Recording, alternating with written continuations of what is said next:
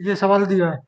ये सवाल में लिखा है किसी राशि पर 4 वर्ष के लिए किसी निश्चित दर पर साधारण ब्याज 160 रुपए है और इससे दोगुनी राशि पर 2 वर्ष का उसी दर से यानी जो रेट पहली कंडीशन में था वही रेट दूसरी कंडीशन में है।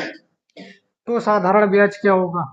मतलब जो राशि थी अब उस राशि का डबल कर दिया गया। समय पहले 4 वर्ष था पर समय अब 2 वर्ष कर दिया गया। दर जो पहले थी यानी जिस रेट पे पहले ब्याज पैसा दिया गया था उसी रेट पे फिर पैसा दिया गया, लेकिन बाकी चीजें बदल दी, पैसा भी बदल दिया और समय भी बदल दिया। तो साधारण ब्याज क्या होगा? साधारण ब्याज निकलना है। ठीक है, ध्यान से समझो सवाल को। किसी राशि पर पैसा दिया गया था 4 साल के लिए और किसी निश्चित दर पर पैसा भी नहीं पता यानी मूलधन भी नहीं पता है। तो सबसे पहले क्या करना, मूलधन को मान लेना। माना पी, मूलधन को पी से लिखते हैं तो माना पी बराबर एक्स और समय कितना है टी बराबर 4 वर्ष। और उसके बाद किसी निश्चित दर पर, दर भी नहीं दे रखी है तो उसको भी मान लेंगे। माना आर बराबर एक्स तो मान चुके, इसको बाई मान लें कि दर जो है वो 22% है यानी 3% या 2% ऐसे करके ब्याज दिया जाता था, तो उसी तरह से दर जो है उसको बाई मान लेंगे। अब यहां से साधारण ब्याज कितना मिला था? ऐसा ही, ये हुआ था 160 रुपए। साधारण ब्याज को ऐसा ही लिखते हैं, सिंपल इंटरेस्ट। तो ऐसा ही 160 रुपए है तो पहले एस आई का फॉर्मूला यहाँ लगा देंगे। क्या होता है फॉर्मूला? एस आई बराबर P into R into T upon में 100। एस आई कितना दे रखा है? 160 रुपए। और पी कितना है? एक्स इंटू आर, आर कितना है? 22% है, लेकिन यहाँ परसेंटेज नहीं लगाना है, ठीक है, क्योंकि परसेंटेज की जगह बटे में 100 ऑलरेडी सूत्र में लगा होता है, फॉर्मूले में पहले से लगा रखा होता है, तो यहाँ परसेंटेज नहीं लगाना है। उसके बाद समय यानी टाइम कितना है? 4 वर्ष और बटे में 100। अब इसके बाद इसको हल कर लेंगे। इसको हल कैसे करेंगे? ये 100 चला जाएगा इधर गुणा में और ये वाला 4 आ जाएगा बटे में, और ये जो वेरिएबल एक्स और वाई है इसको एक तरफ ही रखेंगे। इसको हल करेंगे तो ये कैंसिल हो रहा है, 4 एकम 4, 4 चौक 16, ये जीरो बचा, लगा दिया इसको ऐसे ही। तो ये हो गया 40 गुणा 100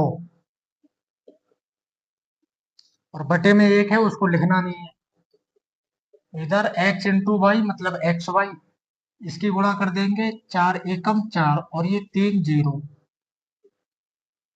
एक्स वाई, या फिर एक्स वाई बराबर 40 सॉरी 4000। ये एक्स वाई का मान आ गया, ठीक है। इसको चाहेंगे तो समीकरण 1 मान लेंगे।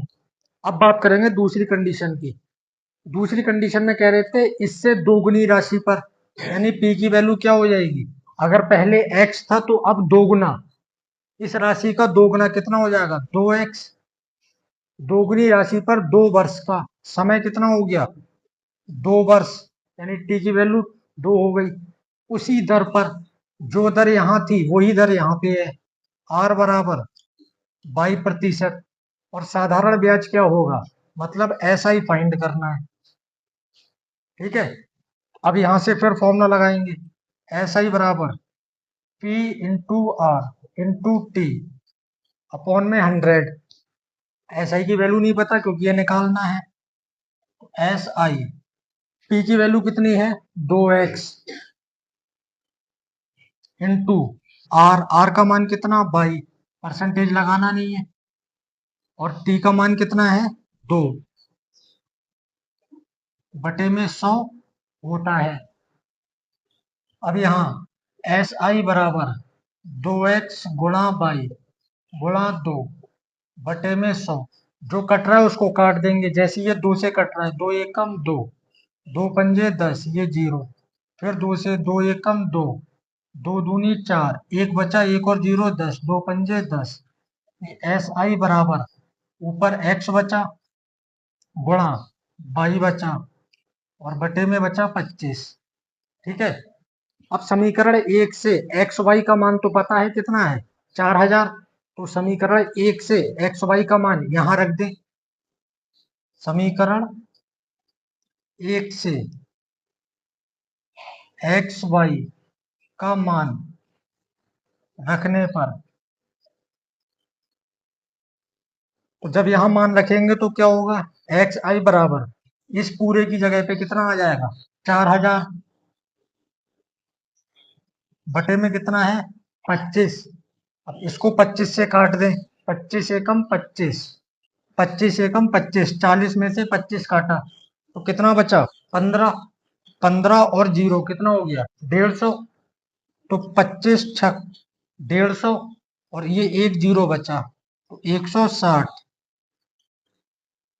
रुपए ये ब्याज होगा। ठीक है, कितना ब्याज प्राप्त होगा, 160 रुपए दूसरी कंडीशन में। और पहली कंडीशन में भी ब्याज कितना था, 160 रुपए। तो कंडीशन बदलने पर भी ब्याज क्यों नहीं बदला, क्योंकि पहले क्या था, जो राशि थी उस पर 4 साल का ब्याज था, और दोबारा में जो है दोगुनी राशि, यानी जो पहले रुपया था उसका दोगुना रुपया हो गया, पर समय जो था 4, तो वो कितना हो गया, आधा। समय आधा हो गया, पहले 4 वर्ष था अभी 2 वर्ष हो गया। बात समझ आ रही, पहले अगर 10 रुपए थे तो अब कितने दिए गए, 20 रुपए, तो ज्यादा रुपए प्राप्त होंगे। लेकिन उसमें कंडीशन एक और भी तो है, पहले ज्यादा टाइम के लिए दिया था अब आधे टाइम के लिए। तो पहले अगर 10 रुपए पे, 10 रुपए से 4 साल में मान लो 20 रुपए प्राप्त हो रहे थे, तो अब अगर 10 रुपए की जगह 20 रुपए कर दिए तो उधर भी 40 की जगह 80 प्राप्त होने चाहिए। लेकिन कंडीशन क्या है कि उधर समय आधा कर दिया, 4 वर्ष की जगह कितना कर दिया, 2 वर्ष, तो पैसा आधा हो जाएगा। ठीक है, तो इसलिए कितना ब्याज प्राप्त होगा, 160 रुपए। नोट करो सवाल। इस सवाल में देखो, 6 सही 1/2% वार्षिक ब्याज की दर से 180 रुपए का 2 वर्ष का ब्याज व मिश्रधन ज्ञात, मिश्रधन बताइए या ज्ञात कीजिए, एक ही बात है। तो 6 सही 1/2 वार्षिक ब्याज की दर है, दर मतलब रेट, आर दे रखा है ये, 6 सही 1/2%। फिर 180 रुपए का इस पर ब्याज लग रहा है, तो ये पी हो गया यानी मूलधन, 180 रुपए, और 2 वर्ष का समय यानी टी बराबर 2 वर्ष। ब्याज बताना है और मिश्रधन, ब्याज एस आई और मिश्रधन ए, ये दोनों चीजें ज्ञात करनी है। एस आई बराबर फॉर्मूला लगाएंगे P into R into T upon 100, ये फॉर्मूला हो जाएगा। इसमें वैल्यू लगाएंगे, पी का मान 180, आर का मान 6 सही 1/2 गुणा टी, टी का मान 2/100। अब ये नंबर जो है मिश्र भिन्न में दे रखा है, तो इस नंबर को पहले साधारण भिन्न में बदल देंगे। एस आई बराबर 180, या चाहो तो इस जीरो से इस जीरो को कैंसिल कर दो, नंबर और छोटा हो जाएगा। तो इधर हो गया 18 गुणा, यहाँ 6 दूनी 2 की गुणा 6 से 2 छंग 12, और एक ऊपर वाला जोड़ देंगे 13/2, बटे में जो 2 है वही रहेगा, गुणा 2।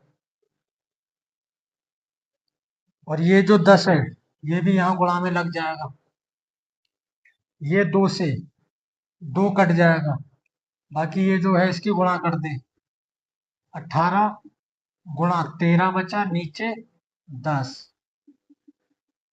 18 की 13 की गुणा कर देंगे, 18 तिया 54 का 4 हासिल 5, 18 एकम 18 और 5 23/10।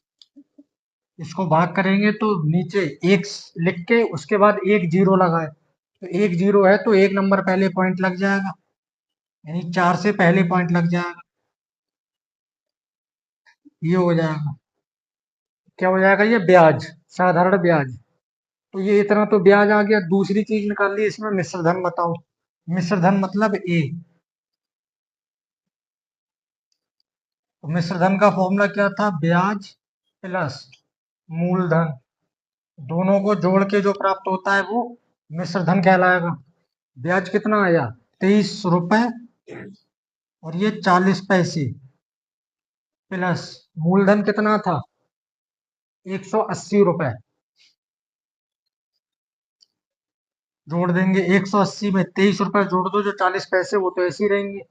तो 180 और ये 23 में पहले से 20 जोड़ लो तो 200 और 3 बचे, यानी 203 रुपए 40 पैसे।